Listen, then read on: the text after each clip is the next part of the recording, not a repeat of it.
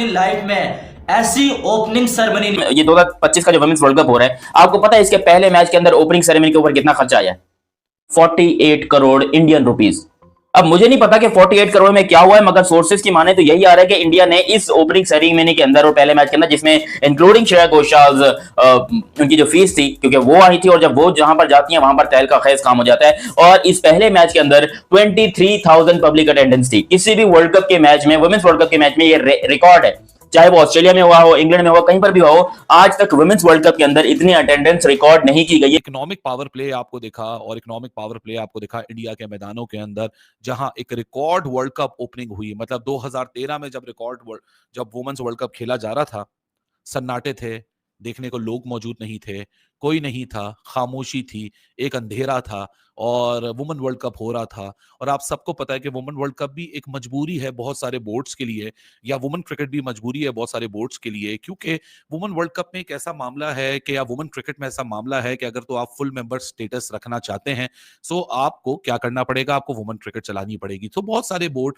से बराए नाम ही वुमेन क्रिकेट के ऊपर तवज्जो देते हैं, लेकिन वुमेन क्रिकेट के हालात और जज्बात तब बदले जब जय शाह आईसीसी के चेयरमैन बने, या जब बीसीसीआई का वो सेक्रेटरी था जय शाह, जब डब्ल्यूपीएल आया, क्योंकि डब्ल्यूबीबीएल तो होता था, 100 में भी मुकाबले शुरू हुए, लेकिन जो क्रिकेट की सबसे बड़ी मार्केट है इंडिया, अगर उसमें कमर्शियल एस्पेक्ट ना आता तो आपको ये सब कुछ देखने को ना मिलता। वो ये कि जो टिकट प्राइस थी वो भी बहुत ज्यादा नहीं रखी गई है। इन वुमेन्स मैचेस की टिकट प्राइस बहुत ज्यादा नहीं रखी गई, इसलिए शायद पब्लिक इंटरेस्ट भी रह रही है और पब्लिक ज्यादा ज्यादा आ भी रही है। और जब वहां पर, यार पहले तो श्रेया घोषाल की बात करनी पड़ेगी, बाकी चीजें साइड में रखते हैं। अब जैसे श्रेया घोषाल ने जो परफॉर्मेंस दिखाई है, यह कमाल है। मैं कहता हूं इंडिया पाकिस्तान को साइड में रखो, बॉर्डर को साइड में रखो, लेकिन अगर आप श्रेया घोषाल की परफॉर्मेंस देखोगे, वो दिल को छू के, उसकी कोई आवाज ही ऐसी है, वो दिल को छू के जाती है। पर उसके पर्सनल जो गाने हैं वो मेरे को बहुत ज्यादा पसंद है यार, जो उसने अकेले गाए हैं वो भी, और जो उसने कमांड कर किसी और के साथ गाए हैं जैसे अरिजीत सिंह के साथ, वो भी मुझे बहुत ज्यादा पसंद आता है। लेकिन श्रेया घोषाल, उसकी शक्ल मासूम वाली, उसकी आवाज इतनी मुलायम, जो इसने एक गाना गाया था, आपको याद होगा कि अमी जय तुम्हार, अभी जो भूल भुलैया 3 के अंदर गाया गया था, यार क्या खूबसूरत आवाज, मैंने नहीं सुनी है इतनी प्यारी आवाज मैंने श्रेया घोषाल की किसी और गाने में फील भी नहीं की बाय द वे, जो यहाँ पर फील हुई। तो यहाँ पर श्रेया घोषाल का जादू एक बार फिर से देखने को मिला, और पूरा इंडिया, मुझे लगता है कि भाई क्रिकेट को अगर साइड में रख दें और खाली अगर आप श्रेया घोषाल का कॉन्सर्ट कराओ तो उसमें भी शायद इतने ही बंदे आ जाएंगे। इतनी पॉपुलर है वो लड़की, और वो इतनी प्यारी, मतलब उसने जो ड्रेस पहनी हुई थी, आजकल की होती है ना लड़कियां, इतनी चड्डियां पहनी हुई हैं, इतनी वो टोपियां पहनी हुई हैं, बस आ गई थी ये करके रॉक स्टार वाले गाने वगैरह, टोपी ड्रामे वगैरह वगैरह। भाई मैं उनके खिलाफ नहीं हूं, मगर मैं थोड़ा सा बैकवर्ड, मुझे पुराने जमाने का बोलो या जैसा भी बोलो, मैं वैसा ही बंदा हूं। मुझे पता नहीं क्यों मुझे एक औरत की खूबसूरती जो है उसके लिबास में लगती है, ये औरत का जो लिबास होता है उसी में जो है उसकी खूबसूरती झलकती है। और मुझे श्रेया घोषाल की जो शानदार ड्रेसिंग सेंस था, और उसके बाद जब वो कौमी तराने के लिए आई, विच मींस अपने नेशनल एंथम के लिए आई, तब उसने साड़ी पहन रखी थी।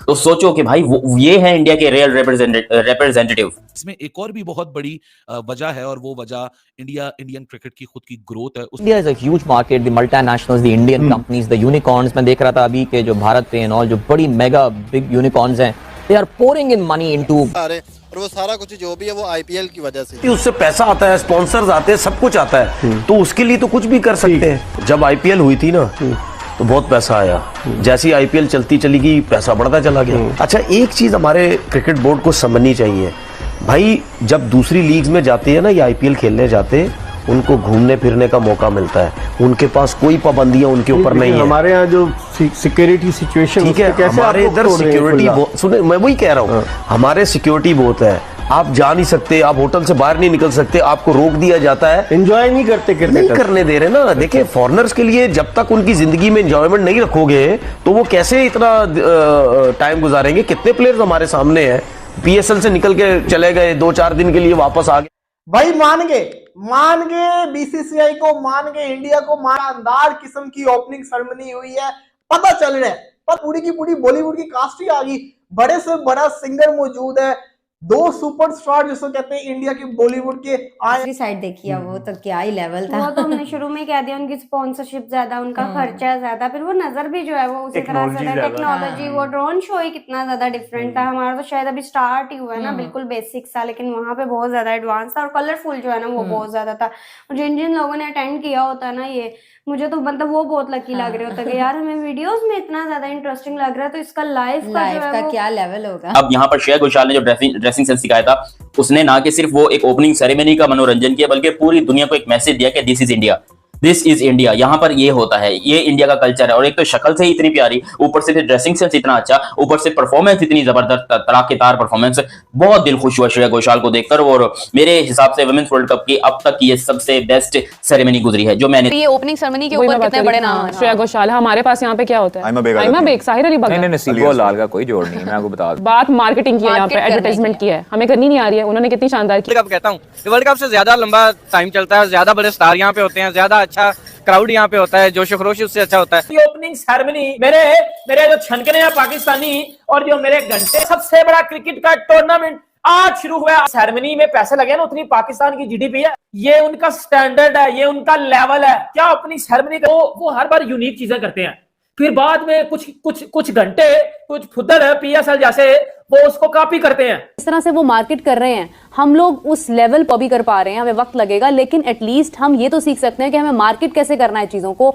हम हर बार इसी तरह से हमें इंडिया के साथ पे आपको किसी सूरत भी कंपैरिजन नहीं करना चाहिए, ना मैच करना चाहिए। अगर हम उनके साथ मैच करेंगे तो हम एक शेल में चले जाएंगे, एक कम्प्लेक्स में चले जाएंगे, क्योंकि वो बहुत ही बड़ी मार्केट बन चुकी है और उन्होंने बहुत ही अच्छे तरीके से प्रोफेशनली जो अपने क्रिकेट बोर्ड है बीसीसीआई उसको भी चलाया, उन्होंने आईपीएल को भी चलाया, और उसके बाद जो उनकी रीजनल जो नीचे एसोसिएशन है उनको भी वो साथ लेकर चले हैं।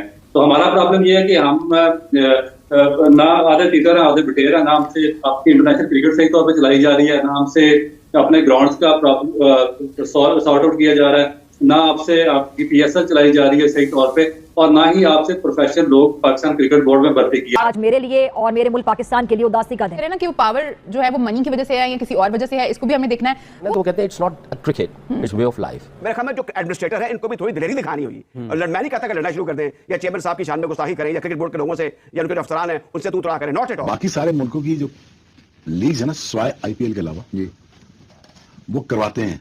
ओके, आईपीएल ऑर्गेनाइज करती है, बीसीसीआई सिर्फ ऑर्गेनाइज करती है। ठीक, 600 मिलियन प्लस टीम पाकिस्तान जी, ऑलमोस्ट 2 पाकिस्तान जी, तीन पाकिस्तान जितनी व्यूअरशिप है। और ये छनकनों का क्राउड देखो, ये क्राउड देखो, ये क्राउड देखो, ये क्राउड देखो, आगे ये देखो, ले उस तरह से चला रहे होंगे मेरे ख्याल में। लेकिन ये पहली दफा ऐसा हुआ है, ऐसा होता है जब अगर पैसे आप आईपीएल देखें, आईपीएल में दुनिया के सारे टॉप प्लेयर आके खेलते हैं, इंडियन प्लेयर किसी लीग में जाके नहीं खेलते। सारे बोर्ड वालों को ये चाहिए कि जो अपने प्लेयर्स हैं वो आईपीएल में भेजना छोड़ दें। इसी किस्म का टैलेंट अगर ये तलाश करने की कोशिश करें, मेरे ख्याल में ये फी जमाना मुझे लगता है ये इतनी एफर्ट। आईपीएल ऑर्गेनाइज करती है, बीसीसीआई सिर्फ ऑर्गेनाइज करती है। ठीक, टीमें रन जो होती है वो फ्रेंचाइजीज करती है। ठीक हो गया, ठीक है ना, मैं उसका तफसील में आगे जाकर बताता हूँ। मैंने अपनी लाइफ में ऐसी ओपनिंग सेरेमनी नहीं देखी है। क्या कमाल की परफॉर्मेंसेस देखने को मिली है, और याद रहे आपको। जय हिंद दोस्तों, आप सब जानते होंगे कि women's one day world cup start हो गया है इंडिया के अंदर। पूरा वर्ल्ड कप भारत में खेला जाएगा। उसकी सेरेमनी देख के पाकिस्तानी मीडिया बौखलाई हुई है। जिस तरीके से वोमेन वर्ल्ड कप की जो सेरेमनी हुई है ना, काबिल तारीफ़ है, ज़ोरदार स्वागत किया गया है, हर एक कैप्टन को पुरस्कृत किया गया है। इसको देख के पाकिस्तान के जो एक्स क्रिकेटर हैं और पाकिस्तान की जो मीडिया है उनको मिर्ची लगी हुई है कि इतना पैसा बीसीसी के पास कहाँ से आया है, इतनी बड़ी जो सेरेमनी हुई है उसमें इतना पैसा खर्च हुआ है। इतनी तो पाकिस्तान की जीडीपी भी नहीं है जितना पैसा उन्होंने सिर्फ वोमेन्स क्रिकेट वर्ल्ड कप पे खर्च कर दिया है। इसको लेके वो बौखलाए हुए हैं। तो दोस्तों, पाकिस्तानी मीडिया का रिएक्शन देखिए और कमेंट में अपनी राय रखना ना भूलें। अगर आपको वीडियो पसंद आए तो प्लीज़ चैनल को लाइक सब्सक्राइब ज़रूर करिएगा। तो धन्यवाद दोस्तों, मिलते हैं अगली वीडियो में, तब तक के लिए गुड बाय, जय हिंद।